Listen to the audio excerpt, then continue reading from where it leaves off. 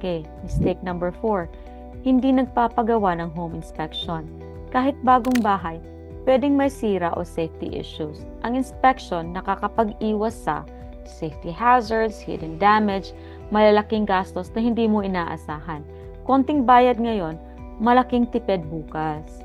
Mistake number 5. Hindi ginagawa yung final walkthrough. Bago ka pumirma at bago mo makuha ang keys, i-check mo lahat.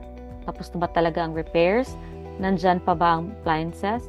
May mga bagong damage ba pagkatapos umalis ang seller? Kasi kapag nag-close ka na, responsibilidad mo na lahat yan. Kaya lagi mag-final walkthrough. Bonus, loan options para sa first-time home buyers. Hindi mo kailangan ng 20% down payment. Maraming ibang options. For example, FHA, 3.5% down lang.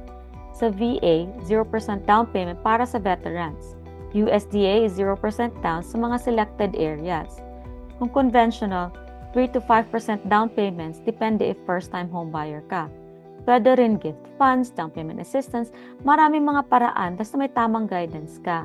So key takeaways, ang pagkukuha ng bahay, hindi kailangan nakaka-overwhelm. Basta may tamang team ka, mas madali ang proseso.